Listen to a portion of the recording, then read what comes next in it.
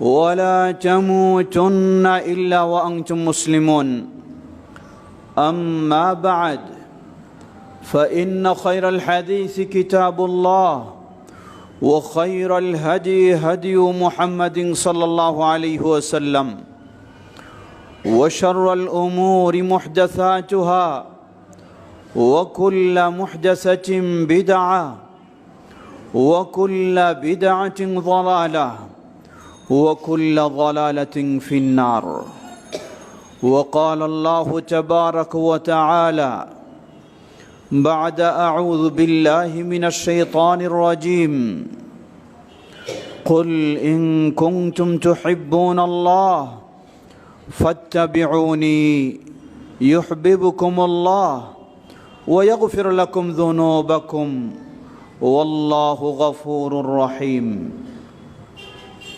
وصح عن النبي صلى الله عليه وسلم أنه قال: أحب الأعمال إلى الله تعالى الحب في الله والبغض في الله. وفي رواية: من أحب لله وأبغض لله ومنع لله وأعطى لله ومنع لله فقد استكمل الإيمان. আলহামদুলিল্লাহ। সমবেত মুসল্লিবৃন্দ, আবারও প্রশংসা জ্ঞাপন করছি সেই আল্লাহ সুবহানাহু ওয়া তাআলার, যার বিশেষ তৌফিকে আমরা তার দিনের পথে চলার সৌভাগ্য লাভ করেছি, যিনি আমাদেরকে ইসলামের পথে কবুল করেছেন, ইসলামের পথে চলা সহজ করে দিয়েছেন। তার এই প্রশংসা জ্ঞাপনার্থে বলি আলহামদুলিল্লাহ। অতঃপর অসংখ্য সালাত ও সালাম পেশ করছি প্রিয় রাসূল মুহাম্মদ সাল্লাল্লাহু আলাইহি ওয়াসাল্লাম, তার আসহাবি কেরাম, আহলে বাইত, শেষ দিবস পর্যন্ত তার প্রতিটি একনিষ্ঠ অনুসারীদের উপর। সমবেত মুসল্লিবৃন্দ, আমরা সকলেই জানি ইসলাম প্রথম হলো আল্লাহ সুবহানাহু ওয়া তাআলার মনোনীত দিন, কারো তৈরি করা নয়। দ্বিতীয়, ইসলাম একটি পরিপূর্ণ জীবন ব্যবস্থা। সুতরাং আমাদের ইবাদতের ক্ষেত্রেও যেমন আমরা ইসলাম মেনে চলব, আমাদের আচার আচরণের ক্ষেত্রেও তেমন ইসলাম মেনে চলব। আমাদের কথাবার্তা, কৃষ্টি, কালচার, সব কিছুর ক্ষেত্রে ইসলাম মেনে চলব, কারণ ইসলাম একটি পরিপূর্ণ জীবন ব্যবস্থা। আল্লাহ আমাদের সকলকে সকল দিক থেকে যেন আমরা ইসলাম পরিপূর্ণভাবে মেনে চলতে পারি, সে তৌফিক আল্লাহ আমাদেরকে দান করুন। সমবেত মুসল্লিবৃন্দ, অত্যন্ত পরিতাপের বিষয়, সবাই আমরা জানি ইসলাম পরিপূর্ণ, এরপরেও অমুসলিমদের কোনো কালচার যখন আমাদের সামনে আসে, মুসলিম হয়েও আমরা সেই অমুসলিমদের কালচারে লিপ্ত হয়ে যাই। এমনকি মনে হয় সেই অমুসলিমদের কালচারগুলি মুসলিমদের কালচারের চেয়েও বেশি আমরা প্রাধান্য দিয়ে থাকি। লা হাওলা ওয়ালা কুওয়াতা ইল্লা বিল্লাহ। কোনো মুসলিমের জন্য এমন হতে পারে না। আজকে 14ই ফেব্রুয়ারি, যেটি বিশ্ব বেহায়া দিবস, অপরপক্ষে তারা নামকরণ করে থাকে বিশ্ব ভালোবাসা দিবস। ধিক্কার তাদের এই ভালোবাসা দিবসকে, যেখানে নির্যাতন নিষ্পেষণের সর্বপ্রকার কঠোর ব্যবস্থা নিয়ে সেই ফিলিস্তিনের নারী শিশুদেরকে নির্বিচারে হত্যা করা হচ্ছে। বহু দেশে এভাবেই দেশকে শেষ করে দেওয়া হচ্ছে। আর সেই ইহুদি খ্রিস্টানেরা আজকে ভালোবাসা দিবস পালন করে। ধিক্কার তাদের এই ভালোবাসা দিবস। এটি কি আসলেই ভালোবাসা? না এটি একটি ব্যবসা, না এটি একটি প্রহসন, ঠাট্টা বিদ্রুপ? কোনো সন্দেহ নেই এটি ভালোবাসার নামে ঠাট্টা বিদ্রুপ ছাড়া কিছুই নয়। কোনো মুসলিম এই অমুসলিমদের এই নোংরা ভালোবাসা তথাকথিত এই ঠাট্টা বিদ্রুপের দিবসকে কখনো মেনে নিতে পারে না, তাদের এই কর্মসূচিতে কখনো সে অংশগ্রহণ করতে পারে না। বরং একজন মুমিনের যদি ঈমান থাকে, যদি তার ভিতরে ইসলাম থাকে, তাহলে এই কালচারগুলিকে ঘৃণা করা, ধিক্কার জানানো, বর্জন করা, প্রত্যাখ্যান করা, এটাই হবে ঈমানের দাবি।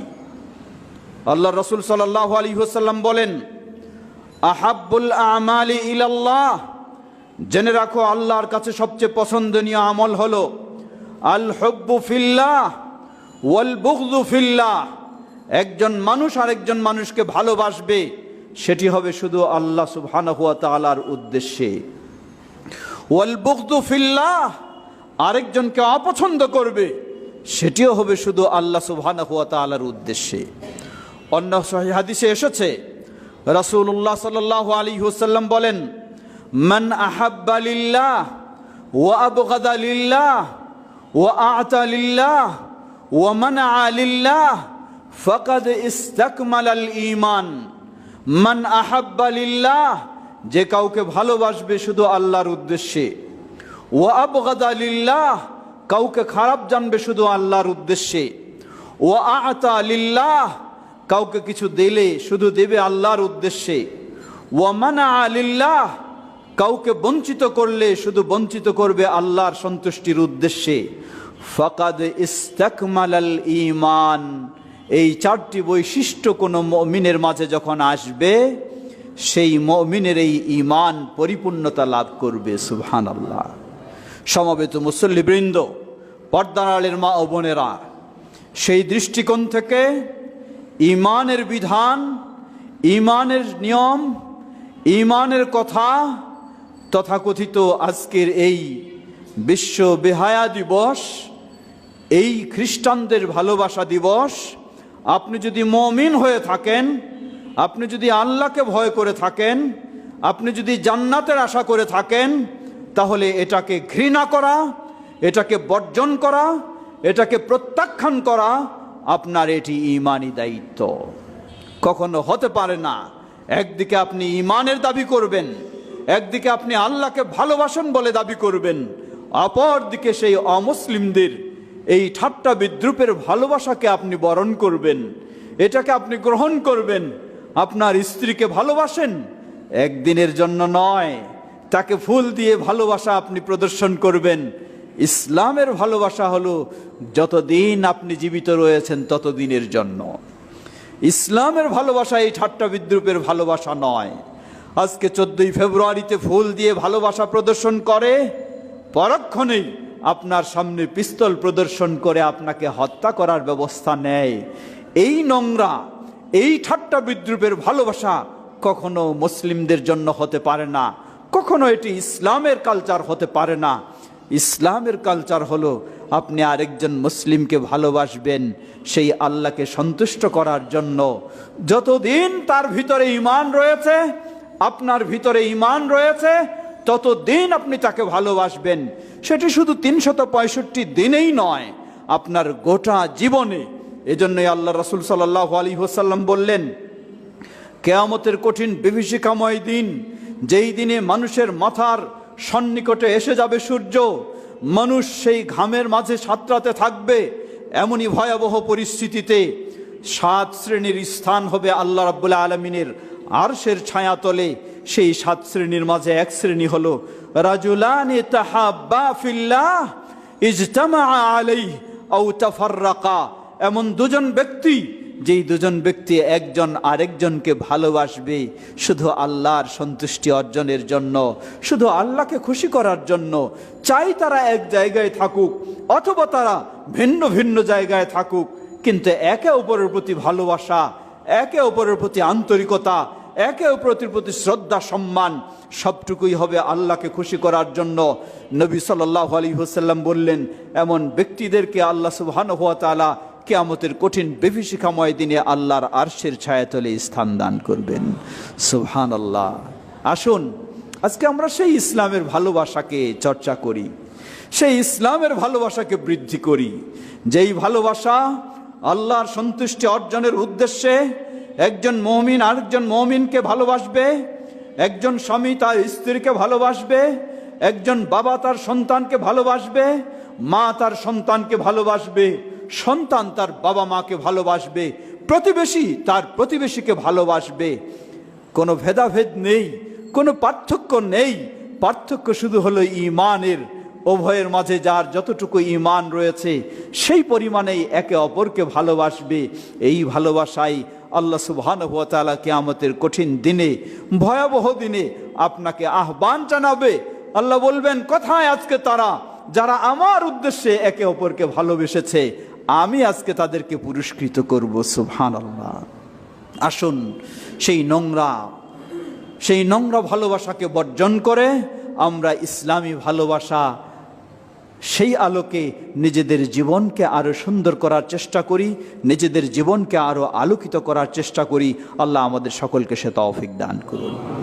মিডিয়ার যুগে আমরা সকলেই জানছি, সকলেই দেখছি, সৌদি আরবের নেতৃত্বে আরব বিশ্ব, মুসলিম বিশ্ব আজকে সেই ফিলিস্তিনের পক্ষে ভূমিকা রাখছে শক্তভাবে। অপর পক্ষে সকল সেই ইসলাম বিদ্বেষী বিরোধী, চাই মুশরিক হিন্দু বলুন, চাই ইহুদি বলুন, চাই খ্রিস্টান বলুন, চাই বৌদ্ধ বলুন, সকলে আজকে বিরোধী অবস্থান গ্রহণ করেছে। সেই মোহাম্মদ বিন সালমান হাফেজাহুল্লাহর তার কথাগুলি স্মরণ করে দিয়েছেন।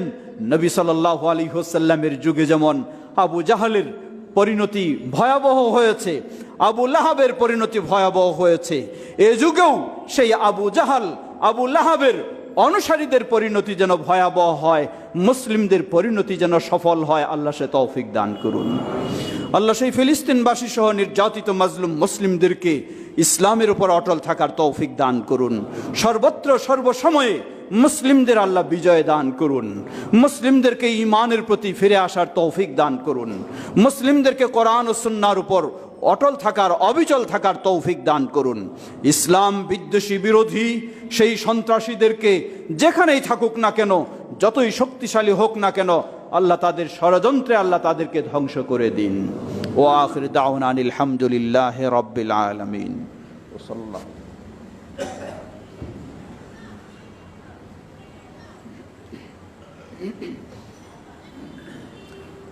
আলহামদুলিল্লাহ, আলহামদুলিল্লাহি রাব্বিল আলামিন, ওয়াসসালাতু ওয়াসসালামু আলা আবদিল্লাহি ওয়া রাসূলিহি নবিয়িনা মুহাম্মদ ওয়া আলা আলিহি ওয়া সাহবিহি আজমাইন, আম্মা বা'দ। সমবেত মুসল্লিবৃন্দ, আল্লাহ সুবহানাহু ওয়া তাআলার বিশেষ অনুগ্রহে রমাদান মাসকে আমরা খুব কাছে পেয়ে গেছি। আলহামদুলিল্লাহ। আল্লাহর কাছে দোয়া করি আমরা যেন সুস্থতার সাথে, ঈমানের সাথে রমাদান মাসকে পেয়ে রমাদানের সফলতা অর্জন করতে পারি। আল্লাহ আমাদের সকলকে সে তৌফিক দান করুন। রমাদানের পূর্বেই শাবান মাস, আজকে আমাদের দেশের চাঁদ দেখা অনুযায়ী শাবান মাসের 14 তারিখ। রাসূল সাল্লাল্লাহু আলাইহি ওয়াসাল্লামের সুন্নাহ হলো শাবান মাসে সম্ভব অনুযায়ী বেশি বেশি সিয়াম পালন করা। এটি নফল, কিন্তু এই সিয়াম যেন একদিকে তার বিশাল মর্যাদা, অপরদিকে রমাদান মাসের সিয়াম পালনের একটি প্রস্তুতিও, একটি অভ্যাসও আপনার গড়ে উঠবে। এই জন্যই উম্মুল মুমিনিন আয়েশা রাদিয়াল্লাহু আনহা বলেন, রাসূল সাল্লাল্লাহু আলাইহি ওয়াসাল্লাম তার জীবনে পরিপূর্ণ মাস হিসাবে সিয়াম পালন করতেন রমাদান মাসেই একটি মাস, আর যেই মাসে সবচেয়ে তুলনামূলক বেশি সিয়াম পালন করতেন এই মাসটি হলো শাবান মাস। শাবান মাসের মাঝামাঝি আমরা এসে গেছি। সাধ্য সামর্থ্য অনুযায়ী বেশি বেশি সিয়াম পালন করব, কিন্তু শাবান মাসের কয়েকটি অবস্থান রয়েছে। 1 তারিখ থেকে 12 তারিখ পর্যন্ত আপনি সাধ্য অনুযায়ী বেশি বেশি সিয়াম পালন করবেন। মাঝের অংশটুকু 13, 14, 15 কি করব আমরা? জবাব, এই 13, 14, 15 কেউ যদি রাসূল সাল্লাল্লাহু আলাইহি ওয়াসাল্লামের সুন্নাহ অনুযায়ী এই দিনগুলিতেও শাবানে বেশি বেশি সিয়াম পালন করেছেন তাই রাখতে চায়, এই নিয়তে কোনো অসুবিধা নাই, সেই নিয়তে রাখবে। দ্বিতীয়, কেউ যদি প্রতি মাসের 13, 14, 15 তারিখ আইয়ামে বেজের সিয়াম পালন করে থাকে তাহলে সেই নিয়তেও তিনি রাখবেন, অসুবিধা নেই। তৃতীয়, কেউ যদি প্রতি সপ্তাহের সোমবার, বৃহস্পতিবার সিয়াম পালন করে থাকেন, ওই হিসাবে 13, 14, 15 দিনগুলি সোমবার বা বৃহস্পতিবার এসে যায় আর আপনি রাখেন, তাতেও অসুবিধা নেই।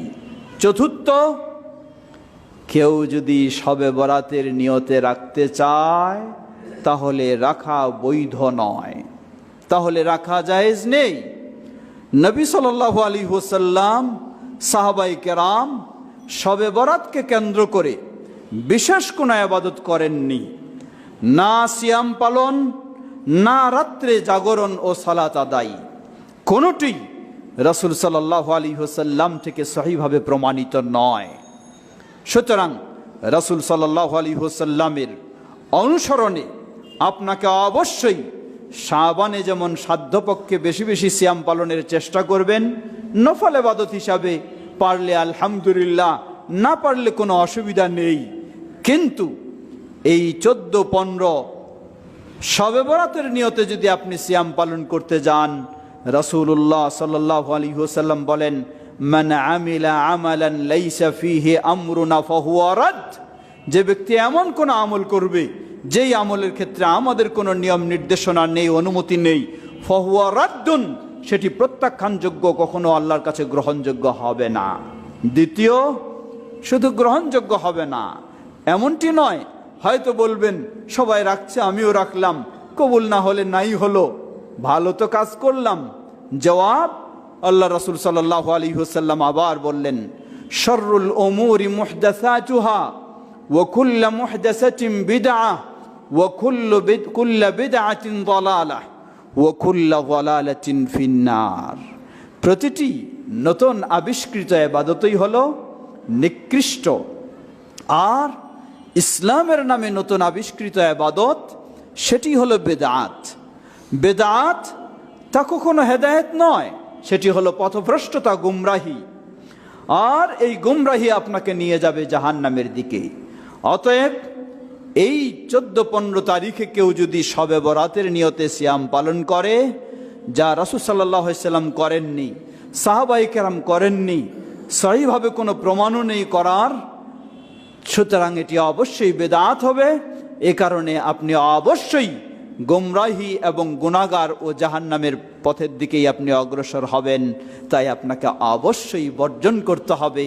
দুনিয়ার সব মানুষও যদি করে তবু আপনার জন্য করার অনুমতি নেই, যদি আপনি জান্নাত চান, যদি আপনি রাসূল সাল্লাল্লাহু আলাইহি ওয়াসাল্লামের অনুসরণ করতে চান। আল্লাহ আমাদের সেভাবেই সঠিকভাবে বুঝে সঠিক অবস্থানে আমাদেরকে থাকার তৌফিক দান করুন।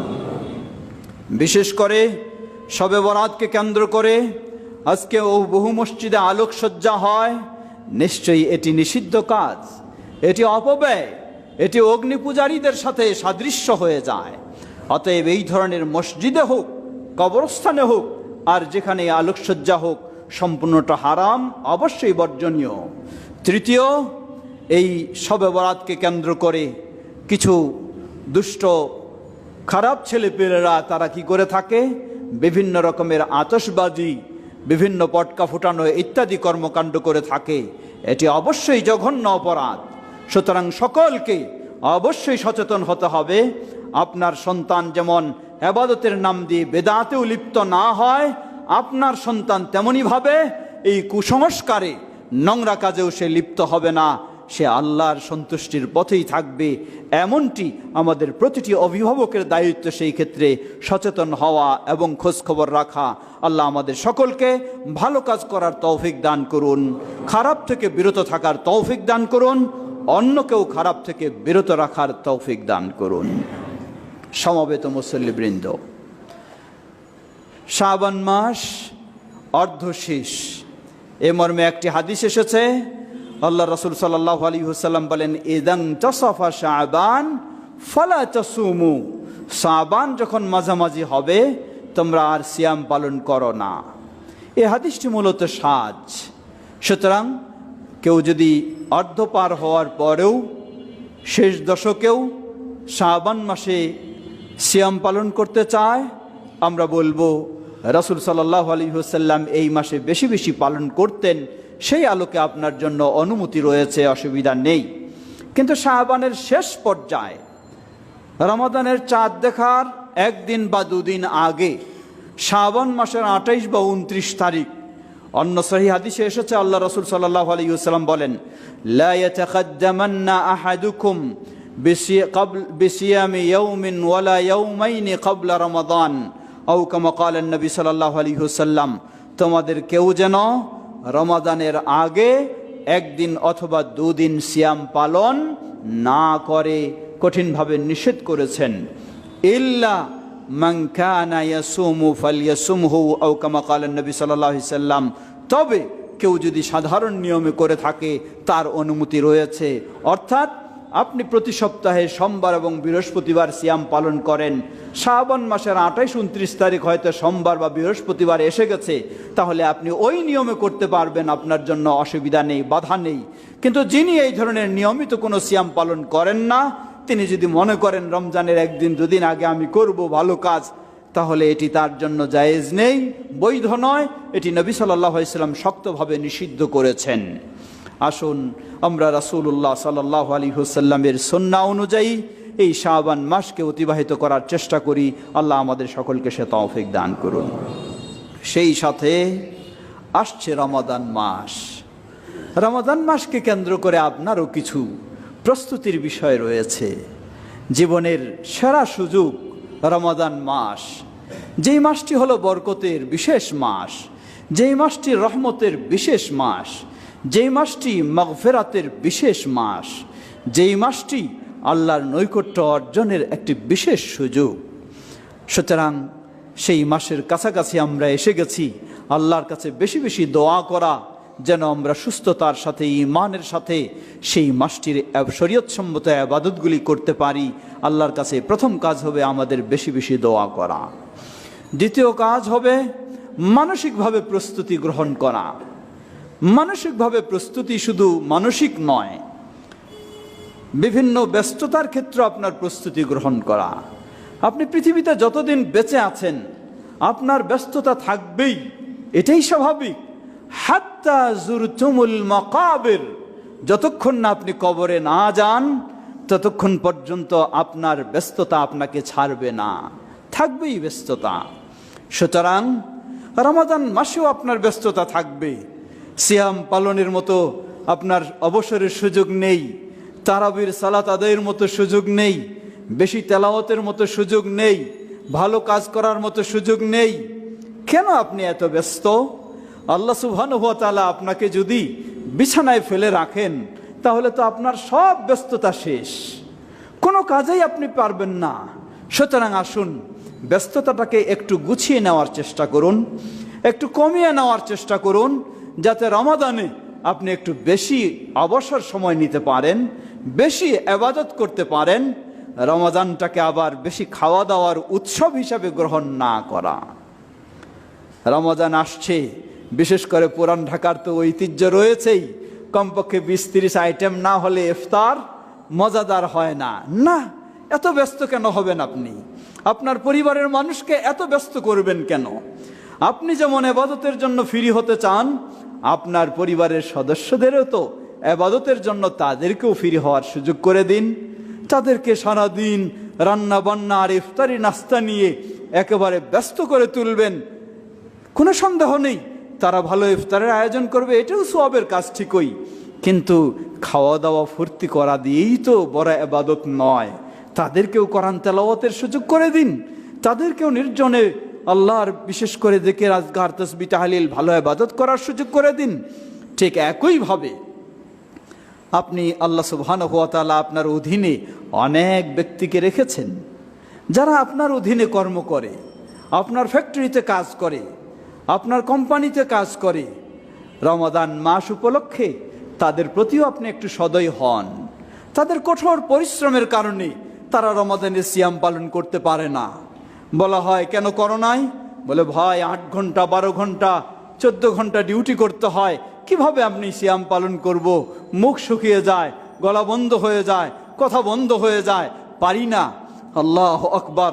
আল্লাহ সুবহানাহু ওয়া তাআলা আপনার অধীনে এত সব মানুষের রেজেকের ব্যবস্থা করে দিয়েছেন। আপনি যদি একটু তাদের প্রতি সদয় হন, বরং আপনার দায়িত্ব, আল্লাহ রাসূল সাল্লাল্লাহু আলাইহি ওয়াসাল্লাম বলেন, মান দাল্লা আলা খাইরিন ফালাহু মিসলু আজরি ফাইলি। আপনার অধীনে 10 জন, 20 জন বা 100 জন বা 1000 জন বা আরো 10-20 হাজার মানুষ কাজ করে, এটি আল্লাহ সুবহানাহু ওয়া তাআলার বড় নিয়ামত। আল্লাহ আপনার মাধ্যমে কত পরিবারের রিজিকের আল্লাহ ব্যবস্থা করে দিয়েছেন।